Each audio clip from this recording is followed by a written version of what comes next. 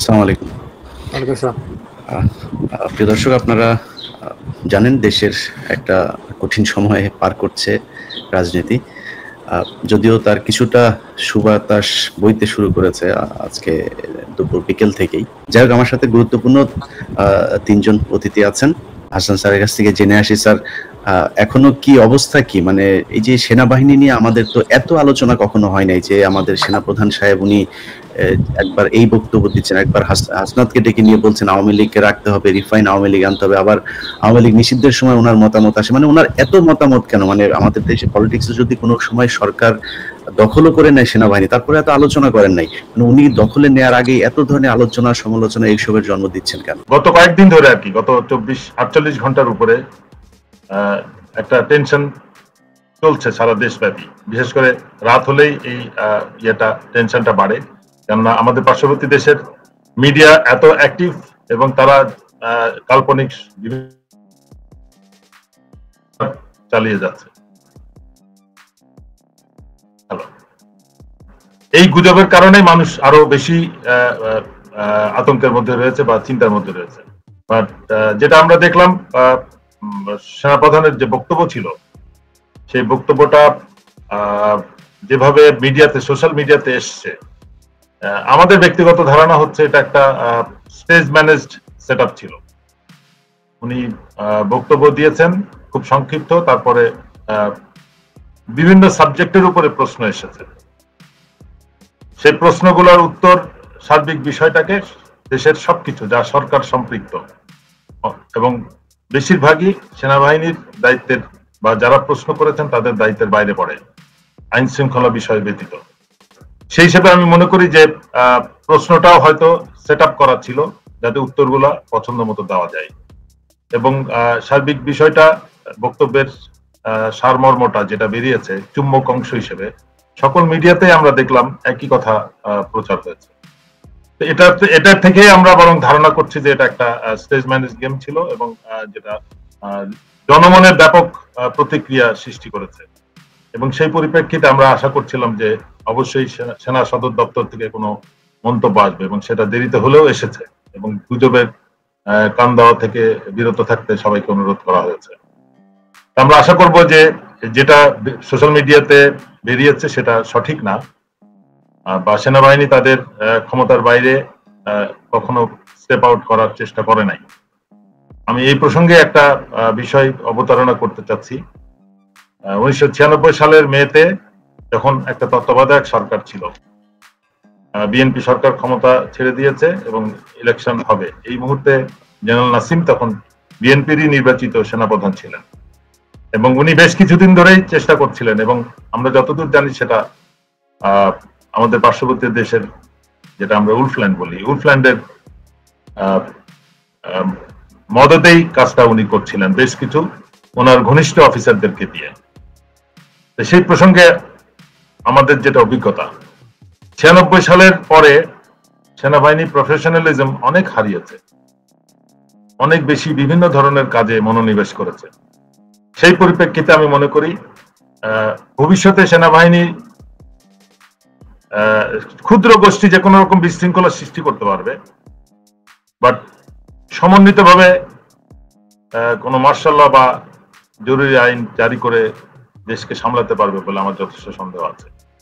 আমি আশা করি যে যে ইয়েটা চলছে, টেনশনটা চলছে, সেনাবাহিনী প্রধান উপদেষ্টার সাথে, নিরাপত্তা উপদেষ্টা যিনি আছেন তাদের সাথে বসে সরাসরি এগুলা সর্ট আউট করে নেবেন, এবং দেশের মানুষের মধ্যে, জনমনে যে একটা বিভ্রান্তি ছড়িয়ে আছে সেটাকে নিরসন করবেন।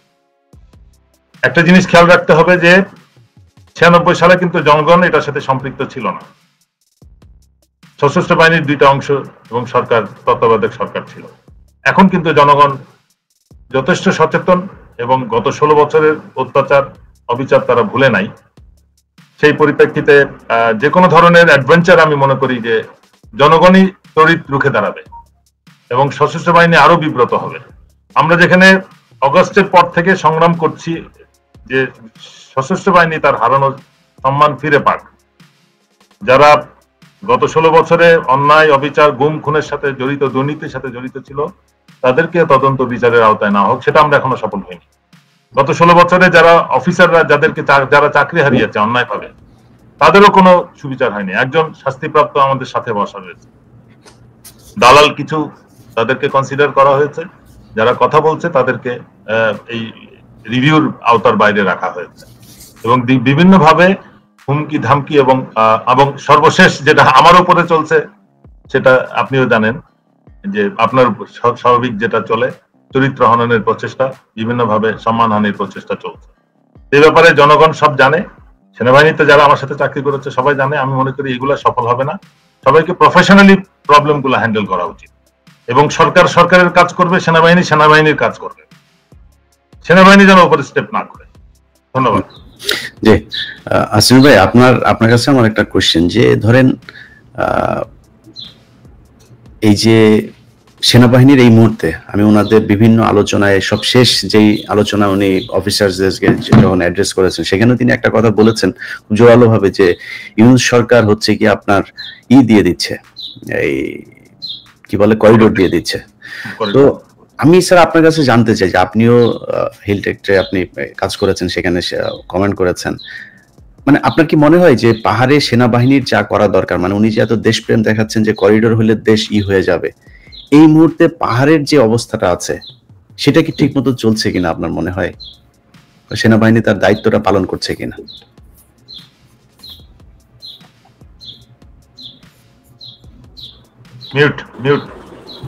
জি না, ঠিক আছে আমি তো বলবো নাকি? জি স্যার। আচ্ছা, হিল ট্যাক্সের যে বিষয়টা, এটা কিন্তু বেশ অনেকদিন ধরেই ঘটনা, দায়িত্ব পালন হচ্ছে না। ওখানে ক্যাম্পে অফিসার নাই, দায়িত্ব পালনের শিথিলতা, রাতের বেলা অপারেশন হয় না, চেকপোস্ট রাতের বেলা থাকে না, এটা কিন্তু বেশ অনেকদিন যাবো। আমি এটাকে আসলে সব অফিসার আপনাদের ঢাকায় নিয়ে আসা হয়েছে। আমি আগের বারে বলছি, একটা লোক যুদ্ধ করতে পারে, ম্যাক্সিমাম ভালো যুদ্ধ করে 35 বছর, পাড়ায় হয়তো সাথে সাথে, তারপর দেখা যায় তার প্রেশার হয়, এই সেই নানা রকম ঝামেলা থাকে। এখন এই বয়সের ইয়াং অফিসারে তো আসলে সেনাবাহিনী লিড করে, অন্যান্য দেশের দেখা যায় সার্জেন্টরা লিড করে, আমার দেশের সেনাবাহিনী অফিসাররা করে। এদেরকে যদি আপনি কর্পোরেট বানান, অর্থাৎ কাউকে এমআইএসটি করাচ্ছেন ইঞ্জিনিয়ারিং, কাউকে বিউটিতে করাচ্ছেন এমআইএস, এইসব জিনিস ঠিক না। তাকে সে সেনাবাহিনীতে যোগদান করছে যুদ্ধ করার জন্য, যুদ্ধের স্বাদটা নিতে হবে। আর নেওয়ার উত্তম জায়গা হলো পার্বত্য চট্টগ্রাম, সেখানে ওনারা নাই, ক্যাম্পে অফিসার নাই, তাহলে কেমন হবে? আর বলেন অন্যান্য সুযোগ সুবিধা, সেনাবাহিনীকে সেই কাজের জন্য প্রশংসিত সুযোগ সুবিধাগুলো দিতে হবে, কাঙ্ক্ষিত সুযোগ সুবিধা। যেমন আমরা যুদ্ধ করলে খুব ভালো কাজ করলে সুরক্ষিত সেনাবাহিনীর প্রধান প্রশংসা পদ্ধতি এখন হয়তো দেয়, বাট বীর প্রতীক বা অন্যান্য খেতাব যেগুলো ছিল সেগুলি এখন নাই। এটা আওয়ামী সরকার ইচ্ছে করে করছে। এটা একটা মানুষ কাজ করে আমি একটা ভালো একটা অ্যাওয়ার্ড পাবো, যদি সাফল্য লাভ যদি ফেভার করে, ঝুঁকি সেনাবাহিনী নিবে, সেইগুলি বন্ধ করে দেওয়া হয়েছে। তারপরে মনে করেন ডিফারেন্সিয়েট করা হয়েছে, যে সেনাবাহিনীর খেতাব যারা পাবেন তাদের পুরস্কার একরকম, 71 পুরস্কার একরকম। আপনি দেখেন আয়রন ক্রস, সেই ফার্স্ট ওয়ার্ল্ড ওয়ার থেকে শুরু করে পরিবর্তন হয় নাই। আওয়ামী সরকার ইচ্ছে করে এটা করছে, যাতে এরা কাজ না করে, এর ক্ষমতা কমাই দাও, খেতাব কমাই দাও। তারপরে দেখেন একটা অফিসার হিলটেক্সের ক্যাম্পে থাকে, ভাঙ্গা চূড়া একটা ছনের ঘরে থাকে, তার থাকার কথা কিন্তু সুন্দর একটা কোয়ার্টার। সেই জায়গায় বিসিএস ক্যাডার বলেন, কৃষি বলেন, যাই বলেন, একটা ভালো সম্মানজনক অবস্থা থাকে, না হলে সে একটা হাউস অ্যালাউন্স পায়, মুভমেন্ট করলে টিএডিএ পায়। সেনাবাহিনীর কিছুই নাই। এই একই সেনাবাহিনী অফিসার বিডিআর যখন কাজ করে সুন্দর টিএডিএ পায়, হাউস রেন্ট সব পায়। এই বৈষম্য থাকলে তো আসলে একটু হতাশ হয় মানুষের। এগুলি আমরা কোনো চিন্তা করতাম না। কেন করতাম না? আমি কমিশন পেতে হিলটেক্সটা আমাদের নিজের মনে করে নিছি। এখন দেখেন নিজের মনে করে নিতে যাইয়া জনগণ জানে না আমাদের কত অফিসার মারা গেছে। আজকে একটা অনুষ্ঠান হচ্ছে হিলটেক্স নিয়ে, জনগণ জানে না আমাদের কত অফিসার মারা গেছে, কত বাঙালি মারা গেছে। এগুলি আনা হয় নাই। আমাদের এই মৃত্যুর পিছনে দায়ী ভারত, অ্যাবসলিউটলি ভারত। শান্তিবাহিনীকে প্রশিক্ষণ, অস্ত্র দেওয়া, আমাদের প্রায় 30,000 লোক মারা গেছে। কোন রাজনীতিবিদ কোনো কথা বলেন নাই। হোক বিএনপি, আওয়ামী লীগ করার কথাই না, ঠিক করছে। মাহমুদুর রহমান বলেছিলেন যে সেনাবাহিনীর সমস্যার জন্য হাসিনাই বলছিলেন যেটা আর্মি দায়ী। শহীদ জিয়া রহমান এই যে বাঙালিকে পাঠানো হয়েছিল, গৃহহীন বাঙালি, নদী ভাঙ্গা বাঙালি, রিকোয়েস্ট করে পাঠানো হয়েছিল অর্থ দিয়ে, মানে টাকা পয়সা যতখানি করে দরকার পুনর্বাসিত করাতেই আজকে পার্বত্য চট্টগ্রাম আমাদের মধ্যে রয়ে গেছে। এখন কেউ পার্বত্য চট্টগ্রামে আদিবাসী না, সব বহিরাগত। সুতরাং কেউ হয়তো 40 বছর, কেউ 200 বছর। বাট কেউই এলাকার আদিবাসী না। এখন দেখেন অন্যান্য উপজাতিদের দেওয়া হচ্ছে, এখন চাল দেওয়া হচ্ছে, কিন্তু বাঙালিরা পাচ্ছে না। এই বর্ষার সময় বাঙালিদের কি কষ্ট ভাই বোঝাতে পারবো না। পাহাড়ে ডালে বাঙালি বসবাস করে, ওই ডিসি অফিসের অর্নিং দেবে, ভূমিধস হবে, সবাই নামাই দিবে। এই লোকগুলি রাস্তায় রাস্তায় ঘুমাবে, দেখবেন যেটা পলিথিন নিয়ে করতেছে। আর ফরেস্টের লোকরা লাঠি নিয়ে দৌড়াতে থাকে, কার ফরেস্টে যেন নতুন করে না ঢুকে।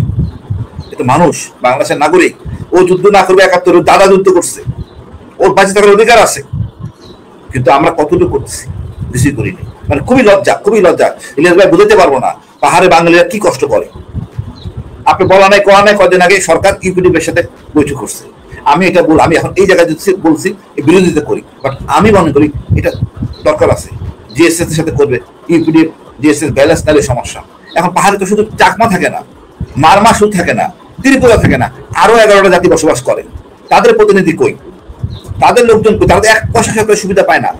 আমি বহুবার বলছি, এই 11টা উপজাতি হারাই যাওয়া উপজাতি বলে, টংচঙ্গা, চাক, মুরং, তারপরে এই যে বলেন বোম, কুকি, এই লোকদের তো প্রতিনিধি থাকতে হবে। জনগণ জানেই না এরকম জাতি, এদের একজন প্রতিনিধি সংসদ থাকতে অসুবিধাটা কোথায়?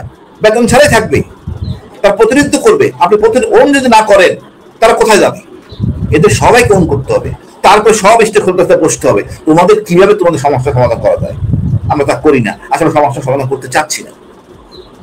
আমি মনে করি এইদিকে একটু আসি স্যার, এইদিকে একটু আসি যে আপনি মানে এই যে সংকটটা তৈরি হলো, ঢাকাতে যে সংকট তৈরি হলো, এই সংকটের জন্য দায়ী কে, কি হলো বা হচ্ছে? সংকটের জন্য দায়ী সেনাপ্রধানের অনুসারীরা, তাদের আশেপাশের লোকগুলি এটা তাদের রং পথে গাইড করতেছে।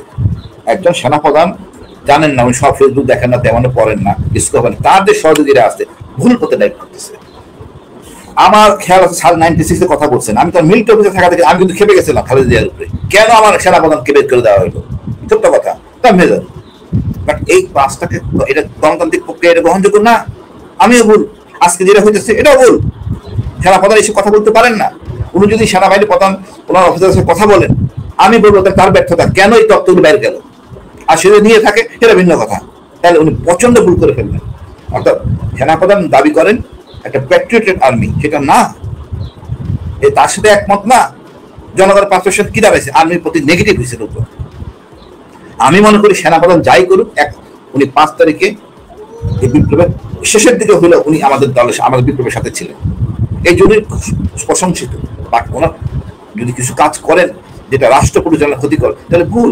সরকারের উচিত সেনাপ্রধানকে আপন করে নেওয়া, আর সেনাপ্রধানও উচিত যে সে সেনাপ্রধান, তার নিজের একক কিছু করার নাই। এই সমস্যা গত 2 দিন আগে না, এই সমস্যা শুরু হয়েছে আপনি খেয়াল করেন শাহবাগে, ওই বিজয়ের পরে বাংলাদেশের সবাই মানে একটা বিজয় হলো, সাফল্য হলো, সেই মানে আওয়ামী লীগের নিষিদ্ধ হলো, তারপরে যে একটা বড় খানা খাওয়া দাওয়া হলো, গরু জবাই করা হলো শাহবাগে, তখন থেকে সমস্যাটা শুরু হয়েছে। আর এই সমস্যার মূল কারণ হলো আওয়ামী লীগকে নিষিদ্ধ করো। এটা হয়তো সেনাবাহিনীর পুরো জেনারেলদের 90% কেন, আমি বলবো অন্তত 50% জেনারেলরা অখুশি। তার তো আওয়ামী সুবিধাবাদী জেনারেল ছিল, তারপরে সামনে বিচার, নানা সমস্যায়। তো এইখানে তারা একটু অখুশি, আওয়ামী লীগ আসতে পারলো না, নির্বাচন করতে পারলো না। এতে অন্তত আমি মন খুললে হলেও কিছু করার নাই। জনগণ চায় না আওয়ামী লীগ আসবে না, আর এটাই বাস্তবতা। তারপরে দেখেন এই ইশরাক, আমাদের খোকাবের ছেলে, তার এই বিজয়টা না উচিত হয় না, এটা বিতর্ক সৃষ্টি করছে। আমি মনে করি এই বিতর্কের জন্যই লোকজন খেপে গেছে। তারপরে যেন কথোপকথন, ভুল বোঝাবুঝি, ওইখানে মনে করেন ওই স্টেডিয়ামের ওখানে সেনাবাহিনীর ওখানে ট্রুপস মুভমেন্ট, নানা রকম সমস্যা, এপিএসসি মুভমেন্ট, এগুলো নিয়ে অনেক আস্তে, মানে ওই দিন থেকে প্রায় 7-8 দিন এই ভুয়া রিপোর্ট রিমার চলতেছিল। ভারত খুশি হচ্ছিল। তা আমরা এমন কোনো সুযোগ দিব না। সেনাবাহিনীকে বিতর্ক করার অবকাশ কারো নাই, সেনাপ্রধানেরও নাই। সেনাবাহিনীর প্রধান, সেনাবাহিনী দেশের সার্বভৌমত্বের প্রতীক, আনুগত্য করে চলতে হবে। উভয়ের সাথে বিশাল গ্যাপ। এই গ্যাপের জন্য তাই আমাদের হাসান হাফিজ স্যারের কোর্সমেট যেন হাফিজ, এই গ্যাপ হওয়ার কোনো স্কোপ নাই। যেন হাফিজ যদি ডাকতেন সেনাপ্রধানের দিকে আসো, এইগুলি কাভার আপ করে এগুলি করো, উনি করেন নাই। ওনার কাজটা কি?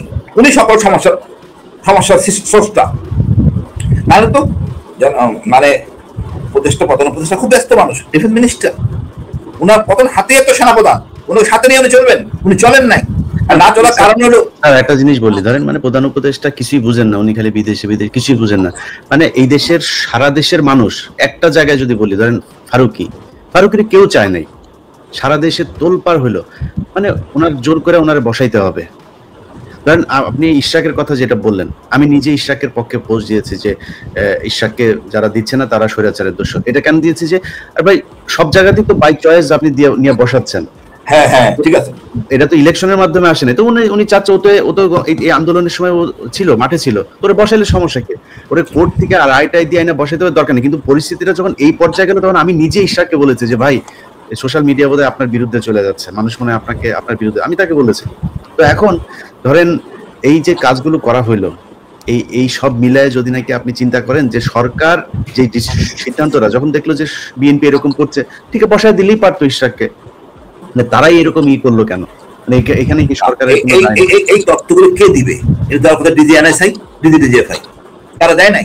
এখন এদের যে কাজ আছে, আগে কি হতো ভাই, সকালবেলা ডিজিএফআই কাজ মানে হাসিনারে কল দিত, একটা ভালো একটা সংবাদ শোনাইতো, তারপরে কাজ শুরু হইতো। আর কোনো কাজ নাই, কারণ তো নিজেদের পেশাগত কাজ করেন নাই। আজকে জিজ্ঞেস করে সীমান্তের 10 মাইল বাইরে কোন কোন মসজিদ আছে, কোন কোন জনগোষ্ঠী আছে, কিছু বলতে পারবে না। আমরা তো এই বাহিনীকে কাজে লাগাই নাই, ব্যক্তিগত লাঠি হলে হিসেবে কাজ করেছি আমরা ডিজিএফআই কে, এনআইসি কে। এবং এই জায়গা থেকে সরে যান, ডক্টর ইউনূস মনে করতেছেন আমি আমার কাজ করবো, ডিজিএফআই কাজ করবে। আসলে সেটা হয় না এত বছর, এটা প্র্যাকটিস। তোরা এটা এই গ্যাপটা ফিল করা হচ্ছিল লেফটেন্যান্ট হাফিজের, ওনার অ্যাকচুয়াল কোনো কাজ থাকার পর নাই, এইটা গ্যাপটা কাভার করতো। ডিজিএফআই যদি সবসময় হাফিজের কাছে যাইতো, এখন তো নিরাপত্তা প্রতিষ্ঠা চলে আসছে, উনি দায়িত্ববান, ওনার কাছে দায়িত্ব হবে, আনুগত্য মানতে হবে। এর মধ্যে বিতর্ক, অনেকে মানতে রাজি না। আমাদের অনেক ভাই পোস্টমেটরা জেনারেল সিভিলিয়ান কি বুঝে, আর সিভিলিয়ান কি বুঝে মানে এই যে নোশনগুলি এটা খুব খারাপ। ওই ভদ্রলোক অনার্সে ফার্স্ট সেকেন্ডারিতে সব জায়গায় ফার্স্ট, ওনার বিশেষ ক্যাডার উনি ফার্স্ট। উনি যদি মমতাজ হতো তখন সবাই মানতো ভাই, মমতাজ হলে কিন্তু আজকে কোনো সমস্যা থাকতো না। এখন মমতাজ নাই, ওনারে এই মানে খলিল সাহেবকে মানবেন না, এটা কথা হলো না। এমনও দায়িত্ব দেওয়া হয়েছে, দায়িত্বকে আমরা অ্যাসিস্ট করবো। এই অ্যাসিস্ট করলে আজকে ভুল বোঝাবুঝি হতো না, ওয়াকারও আজকে এই কাজগুলি করতো না, আমরা বিবৃতিমতো করতাম না। আমার মনে হয় এই সমস্যাটা সমাধান হবে, এই জিনিসটা কাভার আপ করবেন যাতে আমরা দেশটাকে কাঙ্ক্ষিত জায়গায় নিতে পারি ভাই। জি স্যার, আপনার কাছে যাই। আপনি তত্ত্বাবধায়ক সরকারের সাবেক প্রেস সেক্রেটারি ছিলেন, এরপরে অ্যাডভাইজার হয়েছিলেন। তো কি দেখছেন, মানে আমরা যদি বঙ্গভবনের অর্থাৎ যমুনার কথা যদি জানতে চাই, মানে সেইখানের সবকিছু কি ঠিকঠাক চলছে কিনা? আমাদের মনে আছে যে 111-এর এক একজন উপদেষ্টা মানে বাঘের মতো ছিল। আমি সেটা ভালো করেছে খারাপ করেছে আমার জানা দরকার, কিন্তু এক একজন বাঘের মতো ছিল। তাদের মানে একটা মন্ত্রণালয়ে তাদেরকে পাত্তা দিত। কিন্তু এখনকার অনেক উপদেষ্টাদেরকে দেখি সচিবরা পাত্তা দেয় না, সব উপদেষ্টারা অসহায়ের মতো কথা বলে। নানান দিকের মানে একটা জায়গায় পুলিশের আপনি যদি দেখেন, আইজিপির এক ওসিকে সরানোর ক্ষমতা আইজিপির নাই। বিভিন্ন দিকে এই যে ক্ষমতাকে করে দেয়া, আপনার মানে ডিস্ট্রিবিউট করা, এটা আপনি আগের যে সরকার ছিল তার সাথে কোনো বর্তমান তত্ত্বাবধায়ক সরকার যদি বলি বা নিরপেক্ষ সরকার যেটা বিপ্লবী সরকার, কোনো পার্থক্য দেখছেন কিনা, ভুল দেখছেন কিনা? ধন্যবাদ জনাব ইলিয়াস হোসেন, এবং আজকে অনুষ্ঠানের সহ আলোচক ব্রিগেডিয়ার হাসান নাসির এবং কর্নেল হাসিনুর রহমানকেও ধন্যবাদ জানাই। আজকে আমাকে যে প্রশ্নগুলো আপনি করেছেন আমার মনে হয় আমার জন্য এটাই ভালো, এবং তারা যেহেতু দুজনই সেনাবাহিনীতে ছিলেন, তাদের বক্তব্য একাডেমিক্যালি তারা বলছেন, সেই হিসেবেই থাকাই ভালো। ধন্যবাদ। আমি মনে করি এই বিষয়টা উত্তর এভাবে দেওয়া দরকার যে আপনার প্রশ্নের মধ্যে উত্তর আছে। উত্তরটা হচ্ছে এরকম যে বর্তমান সরকারের যে উপদেষ্টা আছেন বেশিরভাগ অভিজ্ঞতাহীন, এবং এর আগের যে সরকারগুলোর সাথে আপনি যদি তুলনা করেন, বিচারপতি শাহাবুদ্দিন আহমেদের সরকার এবং কি বিচারপতি লতিফুর রহমানের সরকার, বিচারপতি হাবিবুর রহমানের সরকার, যে কেয়ারটেকার গভর্নমেন্টগুলো বা ইন্টারিম গভর্নমেন্ট ছিল, প্রথমে যে বিচারপতি শাহাবুদ্দিন আহমেদ 1991 সালে যে গভর্নমেন্ট পরিচালনা করেছেন সেটা অন্তর্বর্তীকালীন সরকার ছিল বর্তমান সরকারের মতো। এবং সর্বশেষ ইভেন 111 যে সময়ে জেনারেল মঈন আহমেদ আমাদের কাছ থেকে ক্ষমতা দখল করেছিলেন, তারপর আমি বলবো আপনার সাথে একমত হয়ে যে সেই সরকারের উপদেষ্টারাও যথেষ্ট আপনার ভূমিকা রেখেছিলেন এবং আইন শৃঙ্খলা ঠিক করে রেখেছিলেন, এবং মানুষ বাঘের মতো ভয় পাচ্ছিল। কথাগুলো সত্য কথা বলতে হবে। আজকে আমাদের আলোচনার মধ্যে ব্রিগেডিয়ার হাসান নাজির বলেছিলেন যে আমরা 1996 সালের 20 মে যে একটা ব্যর্থ অভ্যুত্থান অ্যাবর্টিভ কু যেটা হয়েছিল তার উপরে আমরা বেশিরভাগ আলোচনা করব, এবং মাত্র 4 দিন আগে 20 মে আমরা পার করেছি।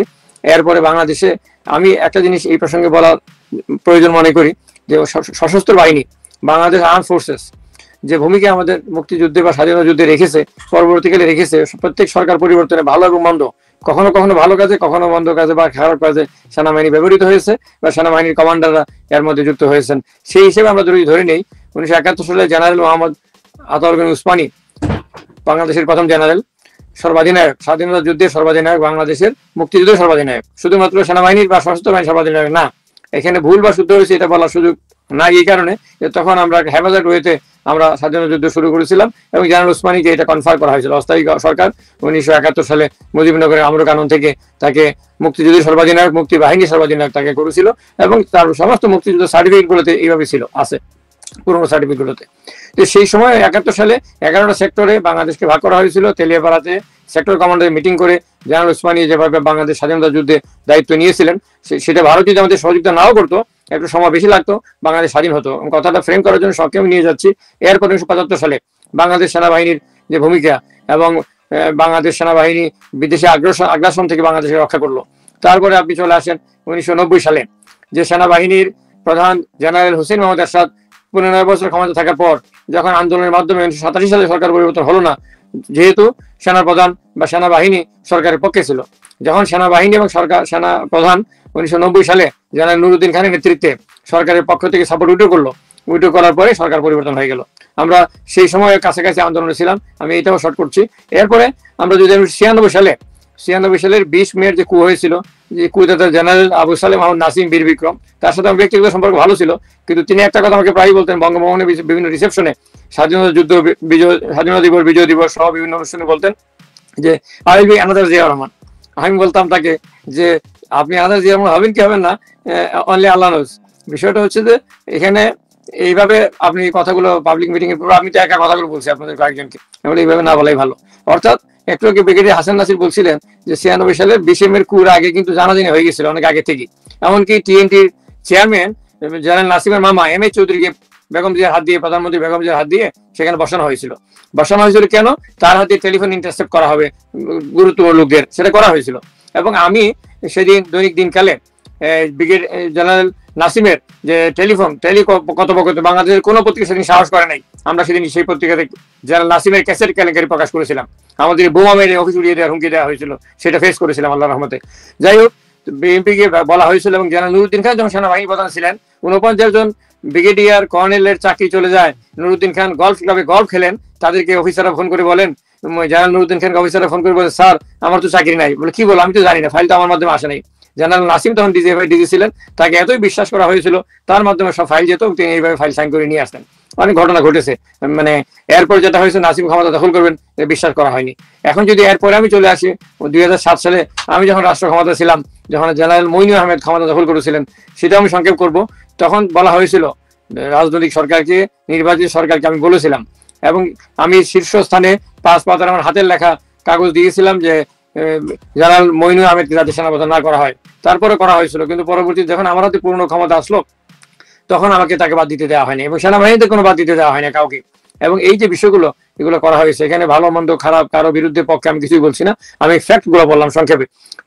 এরপর যারা দেখেন 96 সালের 20 মের যে অ্যাবোর্টিভ কু বা ফেইল কু অথবা ব্যর্থ অভ্যুত্থান যারাই বলি না কেন, এরপরে সর্বশেষ যারা দাঁড়িয়েছে যে 16 বছর, প্রায় 16 বছর বা 15.5 বছর শেখ হাসিনার নেতৃত্বে যে একটি অবৈধ, একটি ফ্যাসিস্ট, একটা স্বৈরাচারী সরকার বাংলাদেশের রাষ্ট্র ক্ষমতা জগদ্দল পাথরের মতো চেপে বসেছিল। এই সরকার 2008 সালের 29শে ডিসেম্বর একটা নির্বাচনের মাধ্যমে, প্রশ্নপত্র নির্বাচনের মাধ্যমে ক্ষমতা এসেছিল, এবং ক্ষমতা আসার পর 2014 সালে যে নির্বাচন হয়েছিল, সেই 14 নির্বাচনে 5 জানুয়ারি নির্বাচনে একটি সুষ্ঠু নির্বাচন হলে দেশে গণতন্ত্র প্রতিষ্ঠিত হতো, গণতন্ত্রের ধারাবাহিকতা বজায় থাকতো। এমনও যদি হতো বাংলাদেশের মানুষ একটি ইতিহাসগুলো আসলে আমরা জানি, আমরা বর্তমান নিয়েই থাকি যে 24 মুহূর্তে আপনাদের সরকারের অভিজ্ঞতার প্রেক্ষিতে এই সরকারকে আপনি কি অ্যাডভাইস করবেন, কিভাবে চলা উচিত, কোনো ভুল? এটা আমার মনে তারা দুইজন অলরেডি কিছু অ্যাডভাইস করে ফেলেছেন। আমি আপনার সাথে, আপনিও দুই একটা পয়েন্ট বলেছেন উপস্থাপনের সুযোগে, আমি মনে হয় ওই পয়েন্টে যাই। বর্তমান সরকারের দায়িত্ব হবে যে সেনাবাহিনীর সঙ্গে, আমি কাজ করেছি আমার পিএইচডি গবেষণার মধ্যে সিভিল মিলিটারি রিলেশন, সিএমআর আছে, সিভিল এবং মিলিটারি মিলিটারিকে মিলে কাজ করতে হবে এবং সিভিল অ্যাডমিনিস্ট্রেশনকে একটু আপার হ্যান্ড দিতে হবে এবং মিলিটারির একসাথে একযোগে কাজ করবে সারা দুনিয়ার যে নিয়ম এটি আমাদের ফলো করতে হবে। আমি বঙ্গবন্ধু থাকা অবস্থায় যেমন সিএমআর এর ক্ষেত্রে সিভিল এবং মিলিটারি অ্যাডমিনিস্ট্রেশনের যাকে যেখানে বসানো সেটা করার কারণে doctor Sadat Hossain cabinet secretary তৎকালীন তিনি বঙ্গভবনে চলে আসছেন, পাস চাচ্ছেন, বললে আমি আপনাকে স্যালুট দিতে চাই। বলে আপনি মিলিটারি অফিসার না, আপনি স্যালুট দেবেন কেন? উনি বললেন যে আপনি যেভাবে যার যেখানে অবস্থা সেটা আজকে একটা গোলমাল হচ্ছিল বঙ্গভবনে সেটাকে সমাধান করে দিয়েছেন। তো আজকে যেটা দাঁড়িয়েছে যে সেটা হলো যে আমি তাদের দুজনে বলেছেন, আপনিও বলেছেন, আমি যে বিষয়টা মানে আমি যদি বিতর্কে আমার যদি মত থাকে এটা আপনার পছন্দ না হয় সেটা তো আপনাকে প্রতিষ্ঠিত করতে হবে আজকে আলোচনার স্বার্থে, এবং এখানে ডিবেট যদি হয় তাহলে পক্ষে এবং বিপক্ষে আর্গুমেন্ট এবং কাউন্টার আর্গুমেন্ট থাকতে হবে। সেই হিসাবে বলি যে ওনারা বলেছেন, আমি বলছি যে জেনারেল ওয়াকারুজ্জামানের নেতৃত্বে বাংলাদেশ সেনাবাহিনী 2024 সালের 5ই আগস্ট এর আগে তারা কে কি করেছেন আমি সেই প্রসঙ্গে আমি যাচ্ছি না, সেদিন তারা যে ভূমিকা রেখেছেন না সেটা স্বৈরাচার পতনে ফ্যাসিস্টের পতনে এই সেনাবাহিনী গুরুত্বপূর্ণ ভূমিকা রেখেছে। যেভাবে 1971 সালে বাংলাদেশ সেনাবাহিনী গুরুত্বপূর্ণ ভূমিকা রেখেছে দেশের স্বাধীনতা যুদ্ধে, যেভাবে 1990 সালে জেনারেল হোসেন মোহাম্মদ এরশাদের নেতৃত্বে স্বৈরাচারী সরকারকে হটাতে সেনাবাহিনীর 5 তারিখে কি ভূমিকা ছিল স্যার? ভূমিকা রেখেছে এবং সেই ভূমিকাটা বলতে এটাই বলছি যে সেনাবাহিনী শেখ হাসিনাকে ক্ষমতা থেকে নামিয়ে দিয়েছে এবং তিনি সেই অর্থে পদত্যাগ করেননি, কিন্তু পদত্যাগ করতে না চেয়ে তিনি জাতির উদ্দেশ্যে ভাষণ দিতে চেয়েছেন। সেনাবাহিনীর সেদিন ভূমিকা ছিল পাবলিক সেনাবাহিনীর ওই দিন শেখ হাসিনার তো গণধুলাই দিয়ে মারা হইতো, কিন্তু সেনাবাহিনী তাকে বাঁচায় পাঠাই দিয়েছে ওই দেশে। আমি ওই পয়েন্টে যাচ্ছি এবং তারপরের যে ভূমিকা সেই ভূমিকাগুলো এই আসিফ নজরুলের নেতৃত্বে ছাত্ররা সেখানে গিয়েছে সেনাবাহিনীকে ভূমিকা রাখার জন্য। এখানে যা কিছু হইতো সেটা শাহবাগে হইতো, ঢাকা বিশ্ববিদ্যালয়ে হইতো, ছাত্ররা যেখান থেকে আন্দোলন করেছে যেই ঘরে বসে চোরের মতো বসে ছাত্রদেরকে বক্তব্য দিতে হয়েছে, আমাদের কাছে ভিডিও পাঠিয়েছে, সেগুলো আমরা প্রচার করেছি, সেইখানে বসে হইতে হইতো সরকার গঠন, কিন্তু ক্যান্টনমেন্টে গিয়ে সে সরকার গঠন করেই তো সবকিছু নষ্ট হয়েছে। এটা তো আপনার পয়েন্টটা কারেক্ট, এটা করলে ওই সময় করতে হতো, কিন্তু তারা তো ওই সময় না করে 2 মাস 3 মাস পরে ঘুম থেকে উঠে তারা যে কাজটা করছে, এখন ওনারাও বলেছেন এনসিপি যে কাজগুলো করেছে, তারা যেটা ইউনূস সাহেব তো নিজেই বলেছেন, কালকে বলেছেন যে তোমরা আমাকে বিপদে ফেলেছো, তোমরা যদি নিজেরা সংযত না হও তাহলে আমি পদত্যাগ করবো। এখন কথা হচ্ছে যে আপনি যেটা বলছেন কথা তো কারেক্ট, বিপ্লব যদি হয়ে থাকে তো ওই একবারই সবকিছু করা উচিত ছিল, সেনাবাহিনী সমর্থন দিত 90 সালের মতো, এই সেনাবাহিনী সমর্থন দিত। কিন্তু সেনাবাহিনী যে জায়গায় গিয়ে সমর্থনটা দিয়েছে, আমি বলেছি আগেই, এই সেনাবাহিনী গত 16 বছর শেখ হাসিনা টিকিয়ে রেখেছে, এই সেনাবাহিনী এর আগে মুক্তিযুদ্ধে অংশ নিয়েছে, এটা যেমন পক্ষে বলেছি আবার টিকিয়ে রেখেছে, এটা আমি বিপক্ষে বলেছি। জেনারেল মঈন আহমেদ এবং নাসিমের কথা আমি বিপক্ষে বলেছি। বাট আমি যে কথাটা বলতে চাচ্ছি যে বর্তমান সেনাবাহিনী যেটা করছে, যে জেনারেল ওয়াকারুজ্জামান যেটা বলেছেন যে তিনি কু করবেন না, আমি যেহেতু যুক্তির কারণে আমি কথাগুলো আমি আমার বক্তব্য দিচ্ছি, আমি as far age I am concern, তিনি বলেছেন যে তিনি তার কোনো উচ্চাবিলাস নাই এবং তিনি গণতন্ত্র বা নির্বাচন তাড়াতাড়ি করতে চাচ্ছেন। বাংলাদেশের ইতিহাসে বা অন্য দেশের ইতিহাসে যেখানে সেনাবাহিনী ক্ষমতা দখল করে বা কুপ্রন কান্ট্রিগুলো আছে সেখানে সেনাবাহিনী দেরিতে নির্বাচন দিতে চায়। বাট জেনারেল ওয়াকারুজ্জামান 18 মাসের মধ্যে নির্বাচন দেওয়ার কথা প্রথমে বলেছিলেন, এখন ডিসেম্বরের মধ্যে নির্বাচন দিতে বলছেন। এবং বিএনপির স্থায়ী কমিটির পক্ষে এবং বিএনপির নেতৃত্বের পক্ষে জনাব তারেক রহমানের আশীর্বাদ পুষ্প সালাউদ্দিন আহমেদ যেটা বলেছেন, সেটা হলো যে জেনারেল ওয়াকারের বক্তব্যটা তিনি সমর্থন দিয়েছেন, বলেছেন তিনি ঠিক বক্তব্য দিয়েছেন এবং সেনাবাহিনীর পক্ষ থেকে যে বক্তব্যটা দেওয়া হয়েছে নির্বাচন ডিসেম্বরের মধ্যে করান, এটাকে তিনি অ্যাপ্রিসিয়েট করেছেন।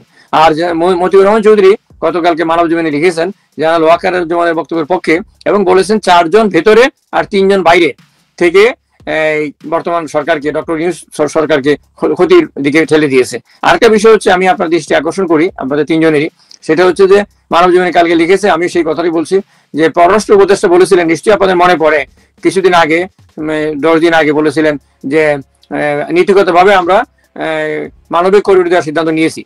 এরপরে জনাব খলিলুর রহমান যে নিরাপত্তা উপদেষ্টা এবং রোহিঙ্গা বিষয়ক হাই রিপ্রেজেন্টেটিভ, তিনি বলেছিলেন যে গতকাল মানব জীবনে কথা লিখেছে যে আমরা যাকে খুশি করিডোর দেবো, যে কোনো সিদ্ধান্ত নেব, এতে কে আমাদের বিরুদ্ধে বলো তাতে কিছু যায় আসে না। আর গত পরশুদিন তিনি কথাটা চেঞ্জ করে বলেছেন যে আমরা এরকম কথা বলিনি। তো এই কথাগুলো কারণ যেহেতু আপনি বলেছেন সরকারের কি কি সমস্যা আছে, এই কথাগুলো বলতে কোঅর্ডিনেশন, ল্যাক অফ কোঅর্ডিনেশন, এবং বেশ কিছু উপদেষ্টা আছেন যাদের কোনো খবরই নাই, 4-5 জন উপদেষ্টা ছাড়া বাকি উপদেষ্টারা উপদেষ্টা হওয়ার উপযুক্ত নন এবং তারা রাষ্ট্র পরিচালনার উপযুক্ত নন। এবং ধরে এসে যদি আমি বিভিন্ন ব্যাকগ্রাউন্ড থেকে, লোকাল ব্যাকগ্রাউন্ড থেকে, আমার এরিয়ার ব্যাকগ্রাউন্ড থেকে, তারপরে আমার বিভিন্ন নন গভর্নমেন্ট অর্গানাইজেশনের কারণে বিভিন্ন কারণে আমি যদি তাদেরকে করি, এখনো সময় আছে, আপনি এগুলোকে সেটে ফেলুন, আপনি রিসাবল করুন, রিসাবল করে যোগ্য অভিজ্ঞ বাংলাদেশের রাষ্ট্র ব্যবস্থা বর্তমানে এমন একটা অবস্থা দাঁড়িয়ে আছে, সেখানে সিএমআর একসাথে কাজ করতে হবে, সিভিল মিলিটারি রিলেশন। ইন্ডিয়া আমাদের উৎপত্তি লেগে আছে, ভারতীয় গোয়েন্দা সংস্থা র আমাদের উপর যে কোনো সময় হামলা করার জন্য রেডি হয়ে বসে আছে। এবং আজকে দেখেন ইন্ডিয়ান টেলিভিশন চ্যানেলগুলো, কলকাতা এবং ভারতীয় চ্যানেলগুলো মিথ্যা কথা সেনাবাহিনীকে দিয়ে আমাদের সাথে যুদ্ধবাদী এটার কাজ করছে। এবং মিয়ানমার একই সময় আরাকান আর্মি, আরসা এবং মিয়ানমার সহ যে যে অবস্থার সৃষ্টি করেছে আমাদেরকে। আমি তো একটা কথা সবসময় দেই, আমার থিওরিটিক্যালি আমি একটা জিনিস আমার থিওরির ইয়েতে প্রপোজ আমি করেছি যে পৃথিবীতে আগামীতে বেশ কিছুদিনের মধ্যে তিনটা নতুন নিউক্লিয়ার পাওয়ার হবে। আমি চতুর্থ নিউক্লিয়ার পাওয়ার হিসেবে বাংলাদেশকে চাই।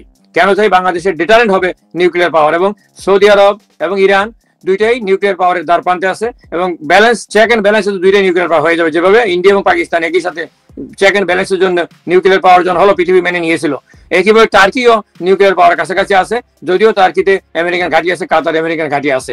তো খুব তাড়াতাড়ি তিনটা রাষ্ট্র নিউক্লিয়ার পাওয়ার হবে। আমি মনে করি চতুর্থ রাষ্ট্র হিসেবে বাংলাদেশকে নিউক্লিয়ার পাওয়ার করতে হবে। এই সেনাবাহিনী প্রধানের র্যাঙ্ক এবং অন্যান্য বাহিনীর র্যাঙ্ক জেনারেল এবং সমমানের করার জন্য আমি কাজ করেছি। ব্রিগেডিয়ার সাবাস আশফাককে যখন 96 থেকে 2001 সালে আওয়ামী লীগ ক্ষমতা থাকার সময় হত্যা করা হয়েছিল ছোট বোনার পাওয়া পাকিস্তান আর্মি চট্টগ্রামে, তখন আমি রুখে দাঁড়িয়েছিলাম। মিটিং এ শেখ হাসিনার সাথে, তখন তৎকালীন প্রধানমন্ত্রী শেখ হাসিনার সাথে এটা নিয়ে আমি আর্গু করেছিলাম এবং আমি নিউজ করেছিলাম যে তাকে হত্যা করা হয়েছে। ইত্তেফাক লিখেছিল যে তারা অবমৃত হয়েছে। তখন শেখ হাসিনা আমাকে স্বীকার করেছিলেন যে সেনাবাহিনীর অফিসারে তাকে মেরেছে, আমি কিছু করতে পারবো না। ধন্যবাদ স্যার। আপনি যেটা বললেন পারমাণবিক, আমাদের বাংলাদেশ সেনাবাহিনী যদি এখন মিয়ানমারের সাথে যুদ্ধ লাগে, আমার বিশ্বাস আর কি ভীষণ রকমের একটা প্যাদানি খাবে বাংলাদেশ সেনাবাহিনী। সেই 1978 আর 1992 সালে যেভাবে রোহিঙ্গাদেরকে বের করা সম্ভব হয়েছিল, সেটা এবার সেনাবাহিনীর পক্ষে সম্ভব না। নিউক্লিয়ার তো বহুত দূরের কথা।